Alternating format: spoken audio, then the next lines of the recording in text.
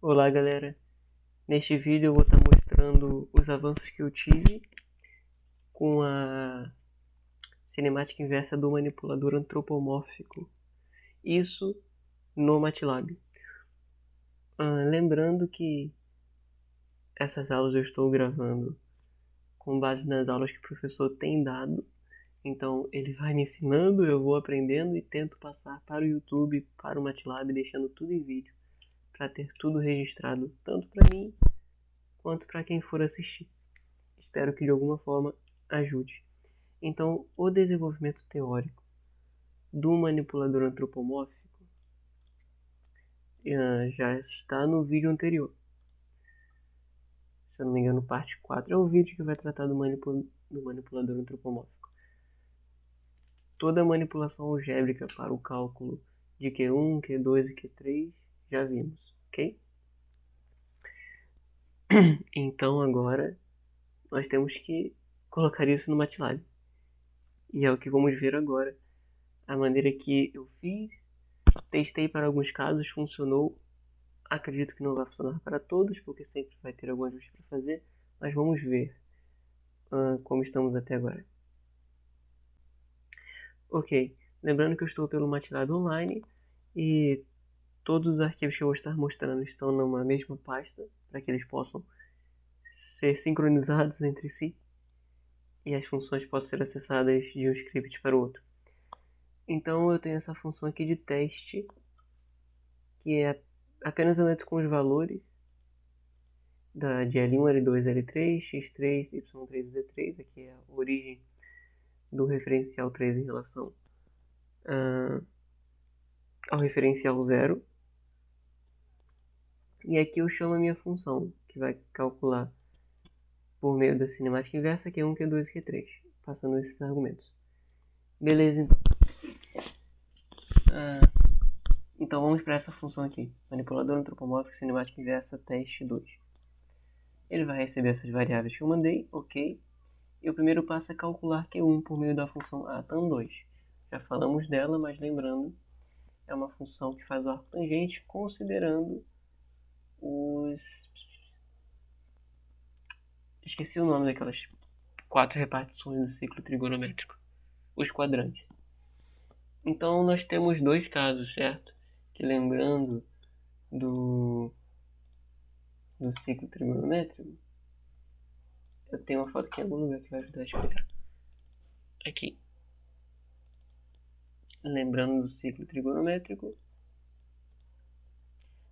dividimos ele em 4 partes. Basta fazer essas duas retas aqui.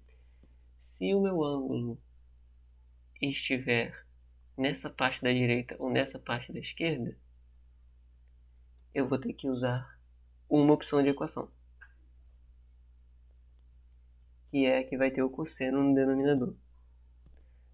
Porque quando o ângulo se aproxima dessa área, se eu estivesse usando o seno iria para zero, e como ele estaria no denominador, iria para infinito. Já vimos um pouco disso. Se estiver nessa área de cima ou na de baixo, eu uso a equação que tem o cosseno no denominador. Perdão, que tem o seno no denominador. Porque quando o ângulo está em uma dessas áreas, ele não vai zerar o meu seno, mas o cosseno ele zeraria, e como ele está no denominador, o resultado iria para infinito. Então primeiro eu calculo o meu Q1. Ora, se o meu Q1 tiver naquelas repartições que a gente falou, no caso aqui eu estou considerando a da direita e a da esquerda. Então eu vou usar a fórmula que tem o cosseno no denominador. Esse A, B e C são daquela fórmula, esqueci o nome que o professor dá, mas é usada pra gente encontrar Q2. Então eu calculo o A, o B e o C e eu levo eles para uma outra função, que eu chamei de função ABC. Nessa função, o que eu faço? Nessa função, como a gente viu no vídeo anterior, eu vou sair pela fórmula de Bhaskara, o raiz quadrada. Então aqui eu já vou atribuir valores a algumas variáveis. Eu eu tô querendo mostrar como é que chega nisso aqui, mas eu já mostrei no vídeo anterior. Não? Acho que eu não deveria mostrar de novo. Então, eu já atribuo esses valores para algumas variáveis, para não poluir muito o meu script. E essa parte aqui que eu comentei, é eu encontrando Q2 por meio do arco seno ou do arco cosseno. Mas o que aconteceu, e é uma dúvida que eu vou levar até para o professor, parece que o meu arco cosseno e o arco seno, quando o valor está menor do que -1 ou maior do que 1, o resultado é imaginário. Então, por exemplo, se eu botar o arco cosseno de 2, me dá um valor imaginário. Cos de 2 também. Não, cos de 2 não. Mas eu não estou calculando o cosseno, estou calculando o arco cosseno. Então só faria sentido se o meu argumento tivesse entre 1 e -1, por exemplo 0,5. Mas o argumento deles, eu não tenho a mínima ideia quando. Ok. Então eu não tenho a mínima ideia quando esse valor aqui dentro do argumento ficaria entre -1 e 1. Então eu só deixei comentado. Mas pelas equações daria para encontrar Q2 por meio dessas fórmulas que já mostramos no vídeo anterior. Mas vimos também que como eu tenho o seno e o cosseno, eu consigo ter também a tangente. Então eu tenho umas 4 fórmulas para achar Q2. Que no caso agora seria ângulo, né? Ângulo. Esse aqui eu estava mexendo antes. Eu deixei como Q2. Agora eu deixei mais geral em uma fórmula só. Ctrl S para salvar. Então eu tenho umas 4 fórmulas de calcular Q2. Dessa vez pelo arco tangente. Aí eu posso usar a fórmula do Atan2. D, né, de degrees. E usar uma delas para achar o meu ângulo. E eu vou mostrar para vocês. Nem todas funcionam às vezes. Nem todas dão o valor esperado. E é outra dúvida que eu quero tirar do professor. Então já são 2 dúvidas aqui. Qual dessas que eu uso e por que eu não posso usar essas aqui? Ou se eu posso de algum outro jeito. Então, e aí quando eu voltar, e aí eu tenho o meu Q2, e aí eu calculo o meu Q3. Esse else if é se o meu Q1 estiver na parte de cima ou na parte de baixo do círculo trigonométrico. E esses fprintfs são apenas para mostrar uma mensagem para eu saber onde que a minha função entrou, se der algum erro. Então, a princípio é isso. Vamos para alguns testes. Ok, vamos para alguns testes então. Eu vou fazer não só da inversa, mas da direta também. Primeiro da direta e depois da inversa. Eu acho que eu já mostrei os códigos da direta em algum outro vídeo, mas se não mostrei, aqui estão eles. Aqui é apenas para chamar a função, atribuir valores e chamar a função, e aqui é a função em si.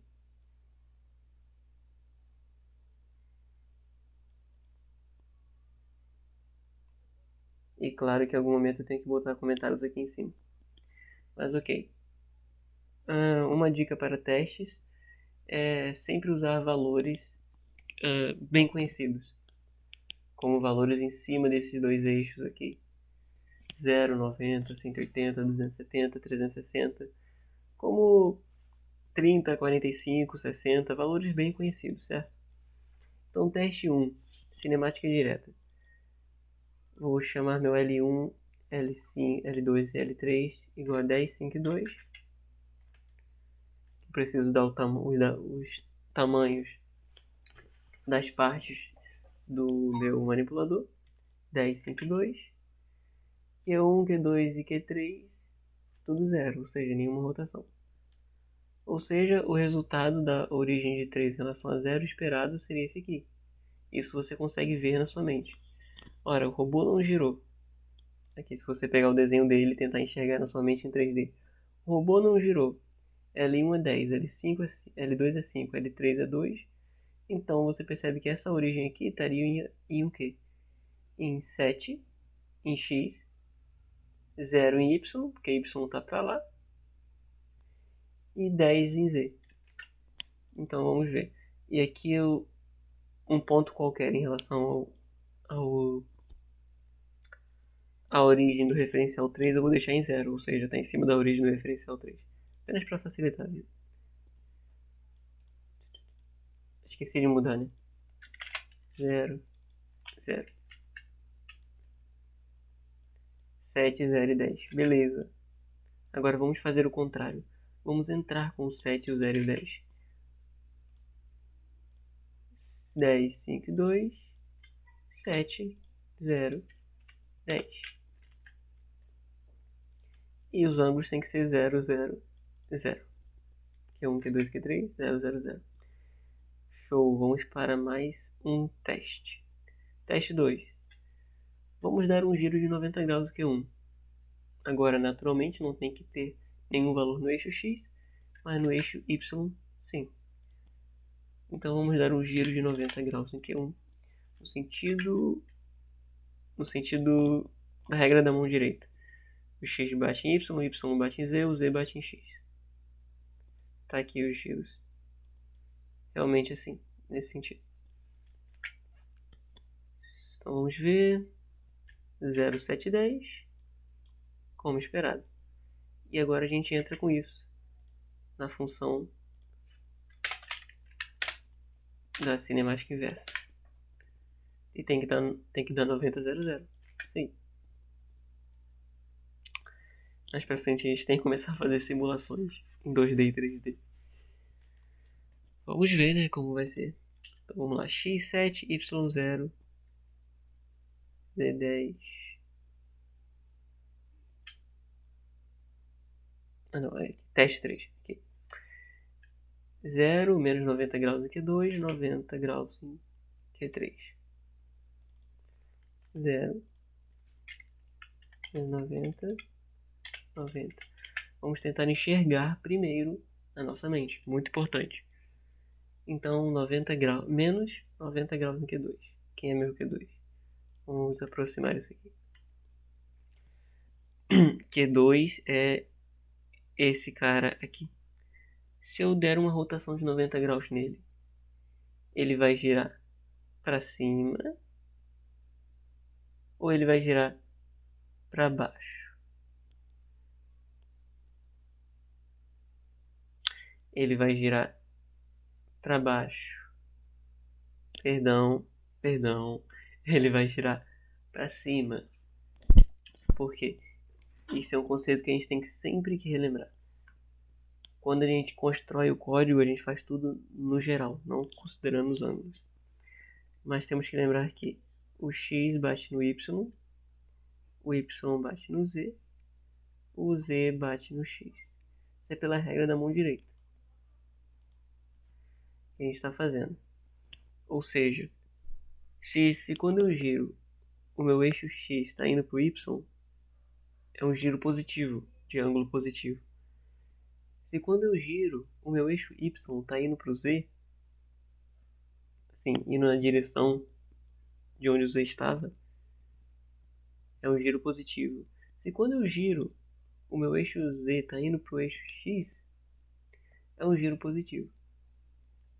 Então, se eu quero dar um giro em que isso vai acontecer, a minha entrada é um ângulo positivo. Ok? Aqui é um θ. Ou seja, vocês percebem que se eu quiser girar esse braço aqui para cima, o que eu estou vendo aqui? Que nesse sentido, o meu X está batendo no Z. Ou seja, o X estaria indo para onde o Z está. Então, não é um sentido que segue esse convencional pela mão direita. Como a gente está pela regra da mão direita, esse giro em que o braço vai para cá é negativo. Ou seja, se eu estou dando um Q2 igual a menos 90, Então, eu estou fazendo isso aqui. O braço está aqui, né? Ele vai girar e vai vir para cá. Vou botar outra cor aqui, azul. Ele vai girar e vai vir para cá. Então, aqui vai ser x1. Aqui vai ser z1. E o y1 continua para cá, né? Esse aqui foi de menos 90.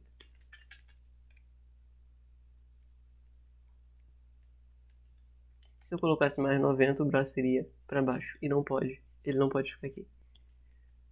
Eu tenho até que colocar um if para esse caso, botar algum limite aqui para o braço não passar desse limite. Pois o professor não pode encontrar erro nos códigos. Certeza que quando ele for testar esse nosso código, ele vai botar os valores mais absurdos. Os piores casos. Então esse aqui é o de cinemática direta ainda, né? Ok. A minha origem estaria em 2,015. E é verdade, ó. Ângulo 90 graus. Pra cá. X3 estaria pra cima, como a gente viu. E o Q3, que é esse cara aqui, ângulo de 90. Deixa eu desenhar pra vocês verem melhor. Porque às vezes eu consigo enxergar na minha imaginação, mas talvez outros não consigam. Vou aumentar isso aqui.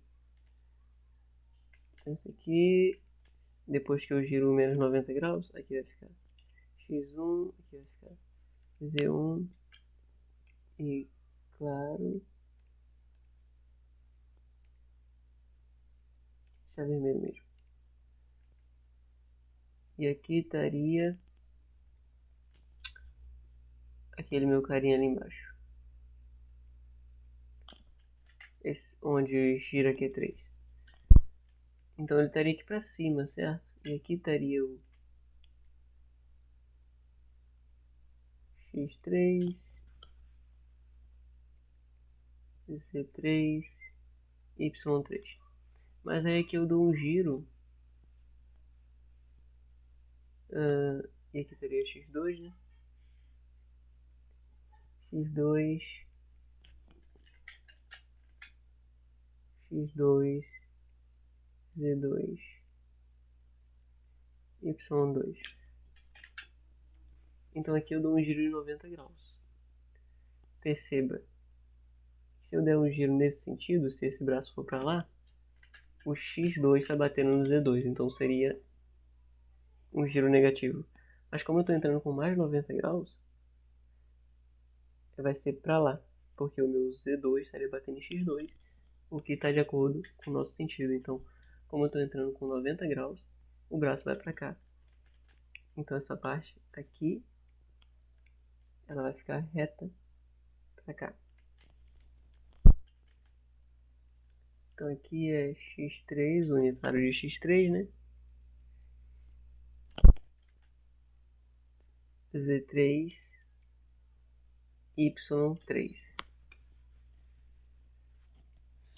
Então o que a gente espera? Que aqui vai ser L1 mais L2, que dá 15 em Z. E aqui L3, que dá 2 em X.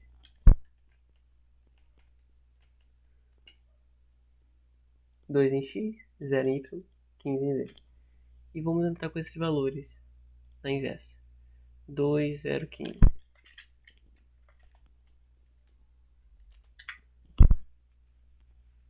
0 menos 90. 90. Perfeito. Aqui. Que era o que a gente esperava, né? Agora, até aí funcionou, né? Mas se eu mudar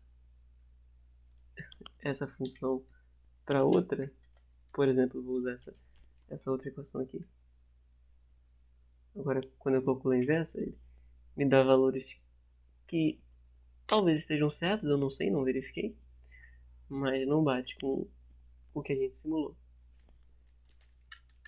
A terceira, se eu não me engano, também não funciona. Não. E a quarta, eu acho que funciona. Isso. O porquê, eu não sei. Imagino que tenha a ver com esse sinal aqui. Por que o menos funciona e o mais não. E se eu usar esses caras aqui, né? Aí que não funciona mesmo. Nem sei se vai executar, se tem algum erro ali. Tem erro, não vou ver que erro é agora.